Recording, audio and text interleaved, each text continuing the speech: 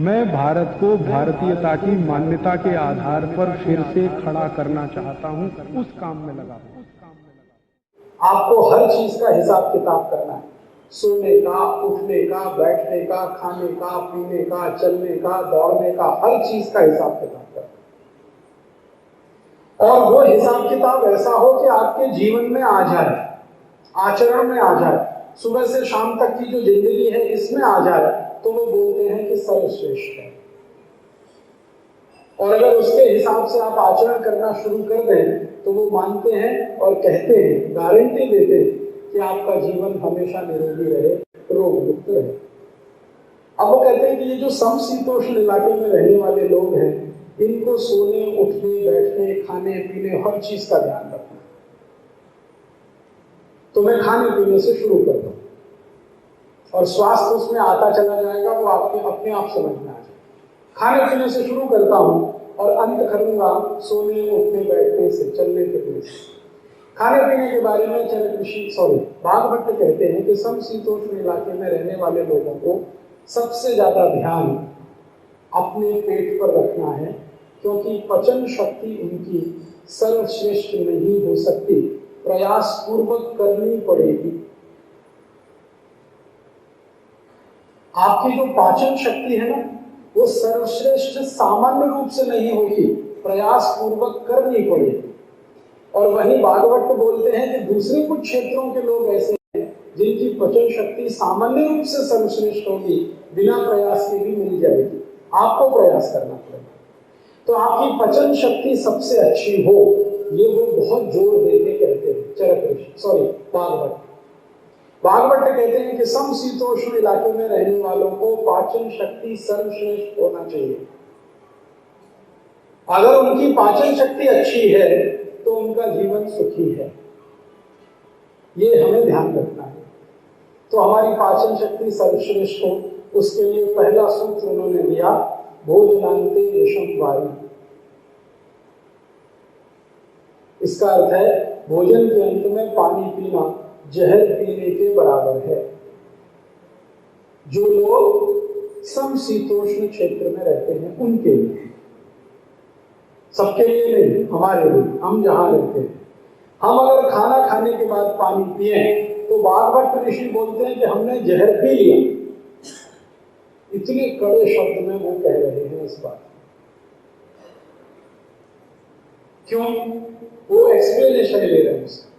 Explanation है वो ये कि जो समशीतोष्ण इलाके में रहने वाले लोग हैं, वो जैसे ही खाना खाना शुरू करते हैं, उनका पाचन भी तुरंत शुरू हो जाता है।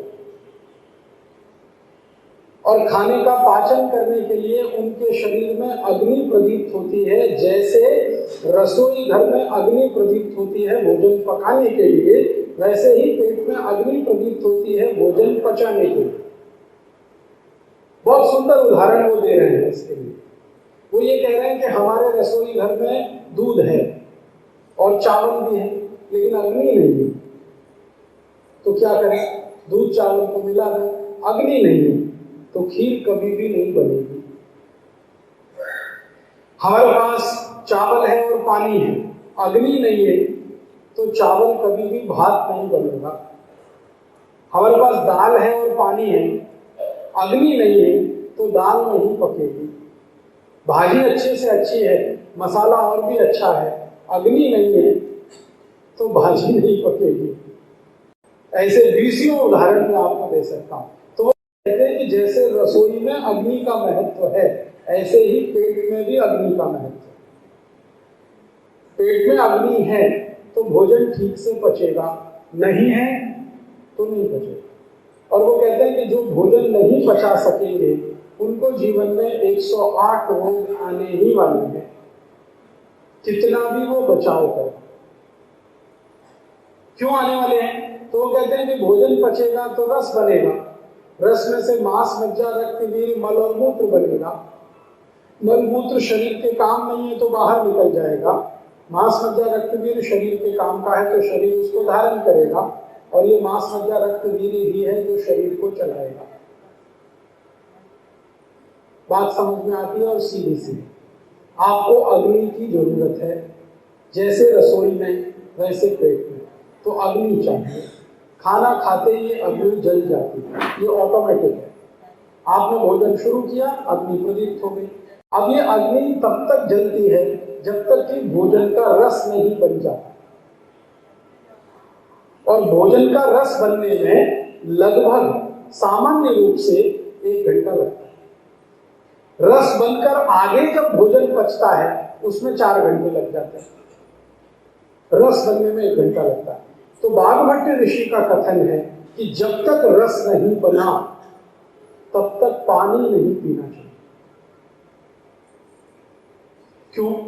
रस बनाने के लिए अग्नि जल रही है, आपने गिड़ पानी पी लिया, अग्नि शांत हो जाएगी, रस बनेगा नहीं, भोजन सड़ेगा। और बाघभट्ट कहते हैं कि सड़ा हुआ भोजन 108 रोग पैदा करेगा। कौन कौन से रोग पैदा करेगा? Acidity, hyper acidity, ulcer, peptic ulcer, gas बनना, जलन होना, खट्टी डकारें आना, मुंह में से पानी आना, ये सब। और ये तो छोटे छोटे हैं। और अंत में खतरनाक से खतरनाक रोग, पेट का कैंसर, बड़ी आंत का cancer, intestinal cancer, rectum cancer, colorectal cancer, वहां तक 108 रोग। तो इसलिए आप जहां रहते हैं उस इलाके में खाने से ज्यादा महत्वपूर्ण है खाने को पचाना। तो आप पाचन पर ध्यान दीजिए, माने पेट पर ध्यान दीजिए। तो उसका पहला सूत्र है, खाना खाने के बाद पानी मत पीजिए। चलेगा? नहीं चलेगा। कई लोग कहते हैं कि हम तो घटाघट लोटा भर जब तक पी नहीं लेते चैन ही नहीं मिलता, शांति ही नहीं होती। आप बहुत गलत कर रहे हैं। अगर आप खाने के तुरंत बाद लोटा भर के पानी पी रहे हैं तो मत पीजिए, बंद कर दीजिए, इस आदत को बदल दीजिए। फिर कई लोग कहते हैं कि अगर खाने के बाद पानी नहीं पिए तो गला साफ नहीं होता। तो उसके लिए विकल्प है। क्या विकल्प है? तो वो कहते हैं कि पानी छोड़कर कोई भी ऐसा तरल पदार्थ पीजिए जो अग्नि में मदद करे। विज्ञान की भाषा में इसको हम ऑक्सीडेशन कह सकते हैं। माइटोकॉन्ड्रिया में ऑक्सीडेशन होता है, ये हम विज्ञान की भाषा में, आधुनिक विज्ञान में कह सकते हैं। बाघभट्ट उसको कहते हैं कि पेट में जठर अग्नि है, जठर में अग्नि प्रदीप्त हुई। तो वो कहते हैं ऐसा कुछ पी लो जो अग्नि को और ज्यादा बढ़ाए, शांत ना करे। तो अग्नि बढ़ाने वाली क्या क्या चीजें हैं? तो वो कहते हैं सबसे अच्छा है दही का मट्ठा। फिर दूसरा कहते हैं दूध, और तीसरा उन्होंने बताया है कोई भी फल का रस, खासकर खट्टे फलों का रस, जैसे संतरे का रस, मौसमी का रस, अंगूर का रस, टमाटर का रस, ये सब जो खट्टे रस हैं, नींबू का रस, आंवले का रस, अनन्नास का रस, ये जो खट्टे रस हैं ये अग्नि को और प्रदीप्त करते हैं।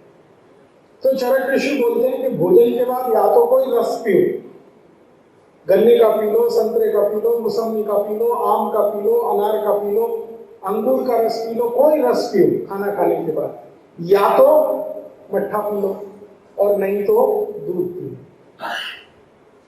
अब दूध कब पीना है, मट्ठा कब पीना है और रस कब पीना, इसकी भी बात उन्होंने बताई।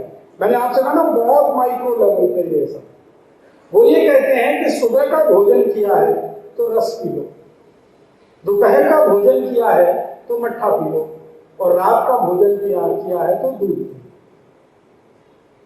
और वो इतनी सख्ती से अगला वाक्य बोलते हैं कि ये 3 जो ऑर्डर हैं, रस सुबह पीना, मट्ठा दोपहर को पीना, दूध शाम को पीना, इसमें इंटरचेंजिंग नहीं चलेगी।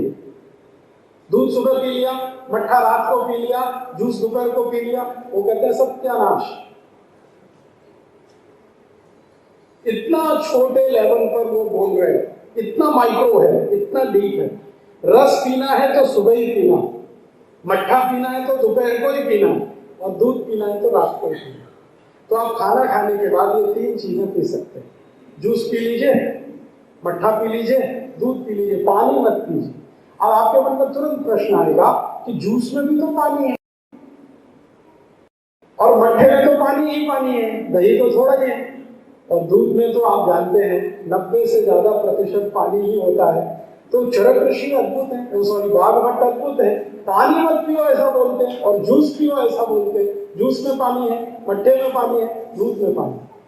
तो इसका बहुत सुंदर उत्तर उन्होंने दिया है, और ये उत्तर आपको समझ में आ जाए तो मैं एक फिल्म के गाने का उदाहरण देता हूँ, आपको जल्दी समझ में। हमारे देश में कोई फिल्म बनी थी, नाम नहीं याद है, उसमें एक गाना था, पानी रे पानी तेरा रंग कैसा। कौन सी फिल्म? शोर। तो पानी रे पानी तेरा रंग कैसा, तो उत्तर है जिसमें मिला हो उस जैसा। पानी का अपना कोई रंग नहीं है, पानी का अपना कोई गुण नहीं है, पानी का अपना कोई तत्व नहीं है, वो जिसमें मिला दो वैसे ही हो जाता है। तो जूस में पानी जो है ना, वो जूस के जैसा। दही में पानी जो है ना, दही के जैसा। और दूध में पानी दूध के जैसा। वो पानी नहीं है, दूध में पानी दूध है, मट्ठे में पानी दही है, और जूस में पानी फल के रस के जैसा। सादा पानी मत पी, दूध में है पानी तो वो पी सकते हैं, मट्ठे में है तो पी सकते हैं, जूस में है तो पी सकते हैं। तो पहला सूत्र हो गया बाघ भट्ट ऋषि के अनुसार खाना खाने के बाद पानी नहीं पीना है। पीने के लिए 3 चीजें हैं, जूस, मट्ठा, दूध। जूस सवेरे, मट्ठा दोपहर को, दूध शाम को।